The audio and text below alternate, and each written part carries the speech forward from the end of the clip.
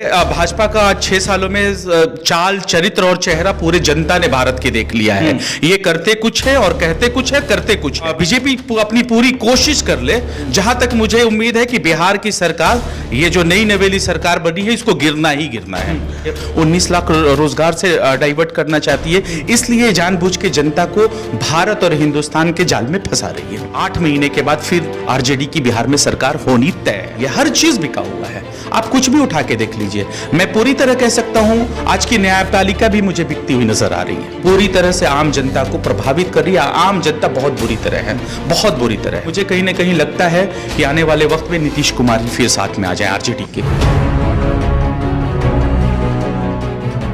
नमस्कार, मैं हूं देव। इस समय आप देख रहे हैं लोकतंत्र टीवी। इस समय हमारे साथ मौजूद हैं आरजेडी युवा नेता आरजू जी। आरजू जी, क्या लग रहा है जिस तरीके से तेजस्वी यादव ये लगातार कह रहे हैं कि 19 लाख जो भाजपाई नेताओं ने कहा था कि अगर 19 लाख रोजगार युवाओं को नहीं दिया जाएगा तो सरकार के खिलाफ जो है रोड पे बड़ा प्रदर्शन होगा। तेजस्वी यादव कहां तक इससे इत्तेफाक रखते हैं? मैं इससे पूरी तरह से इत्तेफाक रखता हूं। 19 लाख अगर ये नीतीश कुमार ने जो वादा किया था, ऑन रिकॉर्ड है वो टीवी पे, तमाम टीवी चैनलों पे उनका वक्तव्य चला था कि 19 लाख वो रोजगार देंगे। अगर ये 1 महीने या 2 महीने के अंदर ये अगर 19 लाख नए युवाओं को अगर रोजगार नहीं देते हैं तो पूरी युवा राजद और पूरी राजद जो है बिहार में वो सड़कों पे उतरेगी और इसके खिलाफ आंदोलन करेगी। लेकिन भाजपा भी तो कुछ ना कुछ करेगी ना इसके विरोध में। देखिए, भाजपा कुछ भी करे, भाजपा का 6 सालों में चाल चरित्र और चेहरा पूरे जनता ने भारत के देख लिया है। ये करते कुछ है और कहते कुछ है, करते कुछ है। तो मुझे ये बीजेपी अपनी पूरी कोशिश कर ले। जहां तक मुझे उम्मीद है कि बिहार की सरकार, ये जो नई नवेली सरकार बनी है, इसको गिरना ही गिरना है। आपको बता दें कि अमित शाह और मोदी जी ने लगातार ये कहा है कि तेजस्वी से ज्यादा तेज प्रताप में कहीं ना कहीं बिहार की राजनीति दिखती है। इसको आप कैसे ले रहे हैं? यानी कि तेजस्वी को उन्होंने दुत्कारा है और तेज प्रताप को एक्सेप्ट कर रहे हैं। देखिए, ये सब जो है, ये एक तरीका है, ये एक सिस्टम है।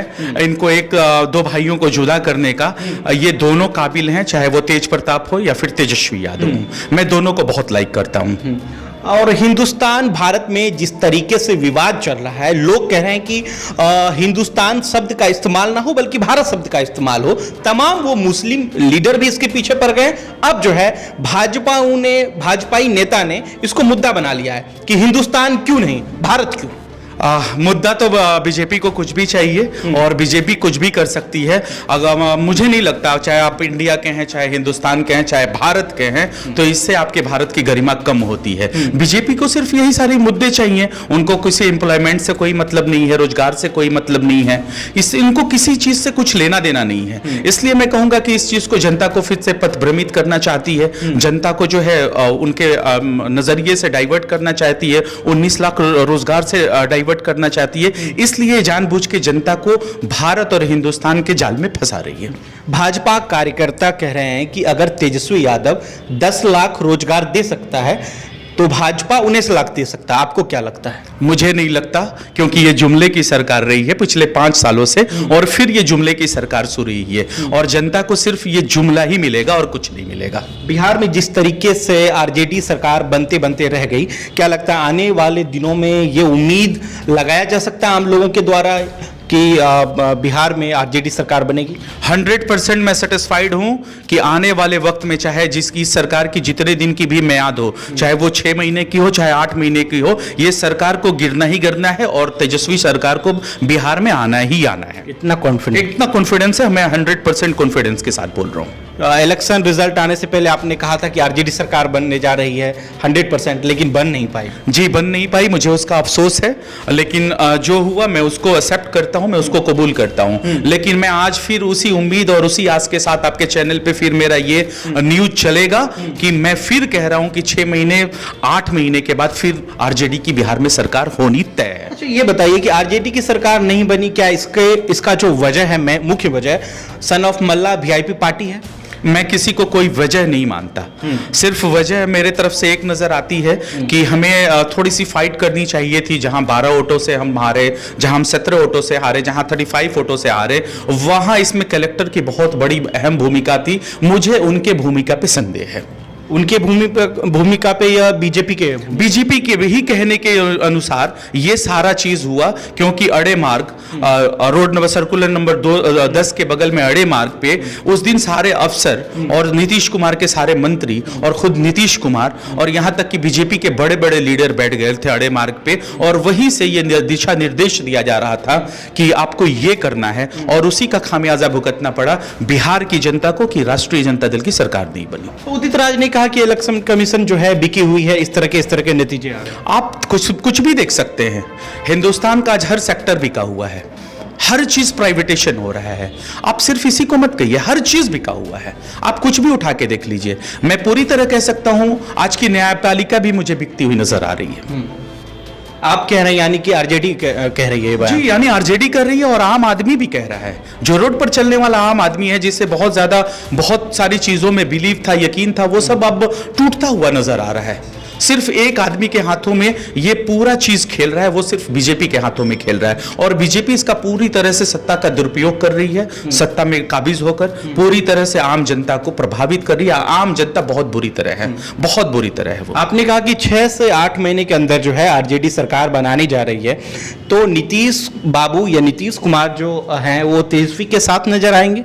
कुछ देखिए, राजनीति में कुछ भी हो सकता है, और ये चीज हम लोगों ने देखा कि नीतीश कुमार जी जो है पहले 2015 के इलेक्शन में आरजेडी के साथ, जेडीयू के साथ एक अलायंस बना और यहाँ पे जीती, 18 महीने की सरकार चली। तो इसलिए मैं कह सकता हूँ कि राजनीति में सब कुछ जायज है, और मुझे कहीं ना कहीं लगता है कि आने वाले वक्त में नीतीश कुमार ही फिर साथ में आ जाए आरजेडी के।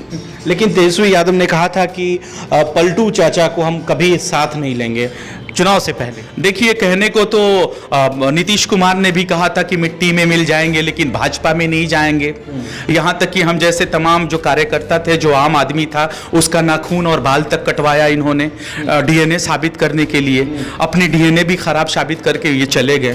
तो कुछ भी कहा जा सकता है, कुछ भी संभावनाएं राजनीति में होती हैं और बनी रहती है। अवसर का ही नाम राजनीति है। लगातार जिस तरीके से पूरे बिहार में राजनीति चल रहा है कि एक बड़ा वर्ग, बड़ा समुदाय जो है तेजस्वी के साथ नजर आ रहा है, जिस तरीके से युवा नेता आरजू जी ने कहा कि आने वाले 6 से 8 महीने में आरजेडी सरकार बना लेगी या बनाने जा रही है, इससे अंदेशा लगाया जा रहा है कि जो एक बड़ा वर्ग, जो 1.5 करोड़, जो तेजस्वी यादव लगातार कह रहे हैं कि 1.5 करोड़ वोट जो आरजेडी को मिला है, वो सड़कों पर उतरेगी, इसलिए कि 19 लाख जो वादा भाजपा ने किया था कि सरकार बनने के बाद 19 लाख जो है युवाओं को रोजगार दिया जाएगा, अगर ऐसी चीजें नहीं होती है तो वो सड़कों पर उतरेंगे। एक बार फिर से बता दी, यही बात है ना? एकदम यही बात है। हम विपक्षी होने का पूरी जिम्मेदारी निभाते हैं और विपक्ष का सही भूमिका हम निभाएंगे। अगर 19 लाख रोजगार अगर नीतीश कुमार जी नहीं देते हैं तो हम 1 से 2 महीने के अंदर पूरी तरह से पूरी राष्ट्रीय जनता दल सड़कों पे होगी और इसके लिए जन आंदोलन करेगी। अच्छा, जिस तरीके से मुकेश सहनी को आपने कहा था, आपके पार्टी सुप्रीम नेता ने कहा था कि वो डिप्टी सीएम बनेंगे, अगर वो चीजें अभी भी दोहराई जाए तो क्या लगता है कि सन ऑफ मल्ला यानी कि वीआईपी पार्टी जो है तेजस्वी के खेमे में आ जाएंगे? जी, मुझे पूरी तरह से उम्मीद है। मैंने कहा कि राजनीति का मतलब ही संभावना होता है और संभावनाएं कहीं से भी खुली हुई हैं, और मैं ये कह सकता हूं कि नीतीश कुमार के लिए भी अवसर है, सन ऑफ मल्ला के लिए भी अवसर है, मांझी साहब के लिए भी अवसर है। अवसर हर तरफ से खुला हुआ है। अब ये देखना है कि इस सरकार का कितना दिन कार्यदशा चलती है, उसके बाद ये तय है कि इस सरकार को जाना है। बहुत बहुत शुक्रिया आरजू जी। जिस तरीके से लगातार बिहार की जनता जो है लगातार सवाल कर रही थी कि आने वाले समय में सरकार किनका बनने जा रहा है, एक बड़ा सवाल है। 6 से 8 महीने में आरजेडी नेता, युवा नेता आरजू जी ने लगातार दावा किया है कि सरकार जो है वो गिरने